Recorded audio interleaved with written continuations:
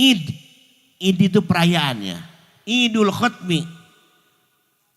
Perayaan diangkatnya Syekh Ahmad Tijani ketika diangkat sebagai wali al-khatmu wal khatmu.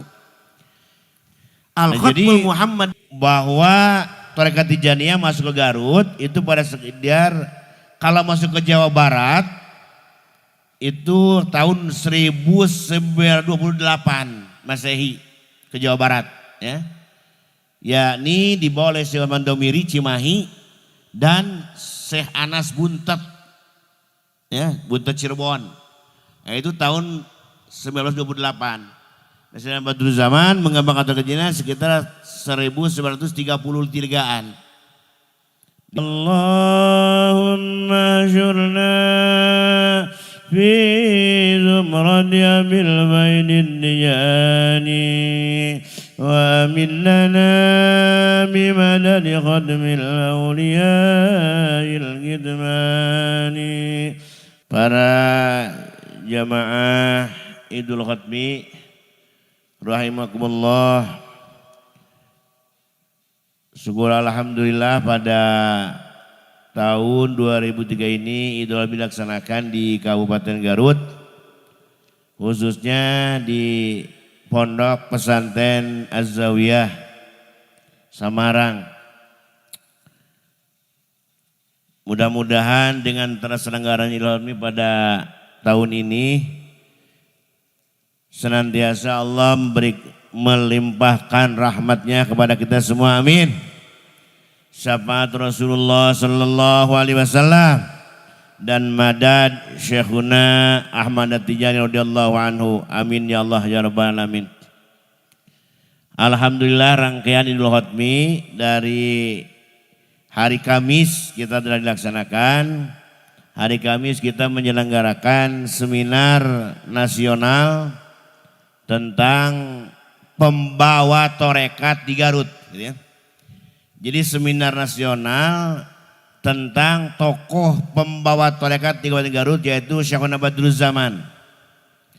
Jadi Syekhuna Badruzzaman itu pembawa torekat di Kabupaten Garut dan beliau seorang tokoh yang komprehensif. Beliau sebagai seorang ulama fuqaha, beliau sebagai seorang wali sufi, juga beliau sebagai seorang tokoh pergerakan. Nah kemarin pada hari Kamis diselenggarakan seminar oleh Sekolah Tinggi Agama Islam Kiai Haji Badruzzaman dengan judul kontribusi Syekh Badruzzaman terhadap aspek kebangsaan. Jadi sumbangan Syekh Badruzzaman terhadap aspek kebangsaan.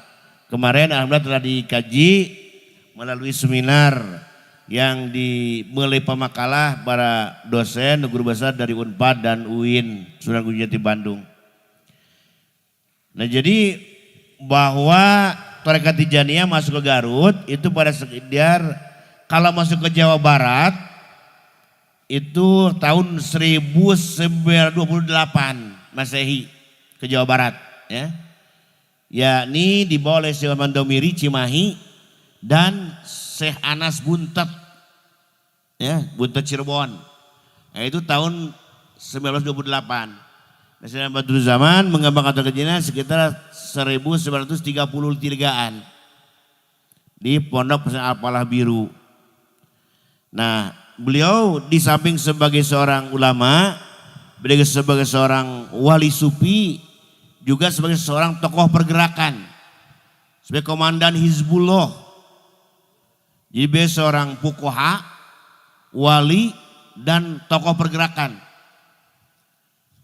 Jadi banyak buku-buku penelitian tentang Syekh Badruzzaman dari aspek tasawuf, aspek pemikiran, teologi, dan aspek perjuangannya. Nah jadi ini menunjukkan bahwa kaum sufi atau para wali Allah Subhanahu wa taala itu bukan orang yang apa ya? Bukan orang yang pasif, tapi orang yang aktif, bergerak, aktif dalam berbagai hal, gitu kan? Mungkin pesan Rasul kepada Syekh Ahmad Tijani, ilzam hadi tariqah min ghairi khalwatin wala tizalin anil khalqi. Kata Rasul Syekh Tijani, pegang ini terkait istighfar, sholawat, la ilaha illallah, min ghairi khalwatin, tanpa khalwat, wala tizalin anil hoqi, dan tidak menjauh dari makhluk. Artinya tidak boleh menyepi gitu. Harus aktif mengambil peran-peran sosial. Peran sosial kemasyarakatan. Nah salah satunya diperankan oleh Syekh Badruzzaman. Ini sebagai pembawa ketiga harus salah satunya itu. Beliau sekali lagi saya tekan tampil sebagai seorang ulama. Mengkader beberapa ulama. Kemudian sebagai seorang wali sufi dan sebagai tokoh pergerakan. Nah kemudian melalui beliau sekitar tahun 1930-an terkadang berkembang di Garut, bukan hanya di Garut saja, mungkin sekitar daerah Priangan, Bandung Barat, kemudian Kabupaten Bandung, Cimahi, Subang. Itu awal dikembangkan Syekh Badruzzaman. Nah alhamdulillah melalui saran beliau sekarang berkembang terkait Tijaniyah bukan hanya di wilayah Jawa Barat saja, tapi masuk ke wilayah Jambi juga, masuk ke wilayah Aceh dan wilayah-wilayah luar Jawa. Nah mungkin pada hari ini kita menyelenggarakan Idul Khatmi. Id itu perayaannya. Idul Khatmi.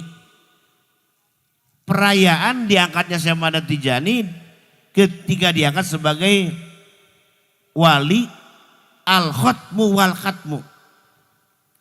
Al-Khatmul Muhammadiyil Ma'lum, Al-Qutbul Maktum, Wal-Khatmul Muhammadiyil Ma'lum. Yaitu wali tertinggi umat Rasulullah SAW. Ya. Kan wali itu ada, wali tertinggi secara umum itu aktob. Ya. Aktob. Pemimpin, itu kan. Aktob itu ada pemimpinnya, itu kan. Pemimpin wali kutub. Disebut Kutbul Aktob. Kutbul Aktob, pemimpin wali-wali kutub. Seperti saya sudah pernah jalani misalkan. Kemudian Syekh Hasan As-Sazili. Kemudian Syekh Muhammad Al-Badawi. Syekh Muhammad Ar-Rifai. Yang rata-rata mendirikan tarekat. Itu sebagai puncak martabat kewalian secara umum. Tapi ada sesuatu yang lain dari Syekh Ahmad Tijani. Yaitu beliau setelah mendapatkan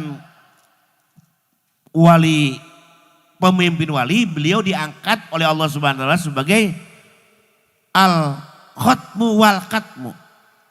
Al-khatmul Muhammadiyil Ma'lum wal Qutbul Maktum. Atau menurut istilah Ibnu Arabi, al-khatmul wilayah al-Muhammadiyah.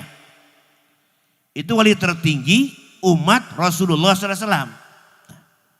Kalau tadi pemimpin wali kutub, ya, Qutbul Jami misalnya itu mah tiap periode. Jadi kalau beliau meninggal diganti seperti gitu. Presidennya wali lah kira-kira. Presidennya wali itu karena periode kalau meninggal diganti. Jadi bisa banyak, bukan satu. Nah lain dengan makom khotmul wilayah al-Muhammadiyah atau al-Qutbul Maktum atau al-Khatmul Muhammadiyil Ma'lum. Itu mah hanya satu. Huwa wahidun fil alam, la fi kulli zaman. Jadi hanya seorang gitu dalam di dunia ini, tidak setiap zaman. Nah itulah makom itu Allah memberikan anugerah kepada guru kita semua, Syekhuna wa qudwatuna Ahmad radhiyallahu anhu. Amin ya Allah ya Rabbal. Kita beruntung ya. Mungkin keuntungan kita, Pak, ada dua keuntungan yang dimiliki kita. Pertama, kita diberi anugerah Allah Subhanahu wa taala menjadi umat khatmun nabiyyin. Umat sayyidul wujud. Umat sayyidul mursalin. Sayyidina Muhammad sallallahu alaihi wasallam. Kita juga beruntung jadi murid Al-Qutbul Maktum wal Khatmil Muhammadil Ma'lum Syekhina Ahmad radhiyallahu anhu. Jadi dua apa ya? Dua status ruhani kita. Itu kan makam ruhani kita, apapun kitanya. Siapapun kita, mau tukang cendol, mau tukang macul, mau pejabat, mau PNS, mau tukang dagang gitu kan. Tapi kita, ruhani kita adalah apa? Murid Al-Qutbil Maktum. Santrinya Al-Khotbil Muhammadin Ma'lum. Itu barangkali yang harus kita syukuri. Nah pada hari ini, pada bulan ini, bulan Safar, kita bersyukur kepada Allah Subhanahu Wa Taala atas diangkatnya sebagai naon? Sebagai Al-Qutbil Maktum. Disebut Idul Khotmi. Kira begitu. Jadi ini penting kita menanamkan. Makanya ini menarik. Satu hal yang menarik bahwa dalam Tariqat Tijaniyah kan, ada semacam apa? Semacam kesamaan, gitu kan? Kesamaan. Misal, kalau di tarikat lain kan berkumpul secara nasional itu tidak mungkin, Pak. Sebab tarikat lain itu bermuara kepada mursyid. Mursyid A, mursyid B, mursyid C. Tapi Tijani bukan kepada mursyid, tapi langsung sama ada Tijani. Itu. Jadi kita sama murid sama Tijani. Kita sama murid sama Tijani. Nah, jadi maka lahirlah pertemuan secara nasional. Sebab dalam Tijani kan ada sebuah ketentuan yang ketat. Misalkan dalam wirid lazimah ya, wirid lazimah, wadifah, hayalalah. Ada yang namanya rukun dan makosid. Rukun itu seperti kalau lazimah istighfarnya 100. Astagfirullah. Salawat 100.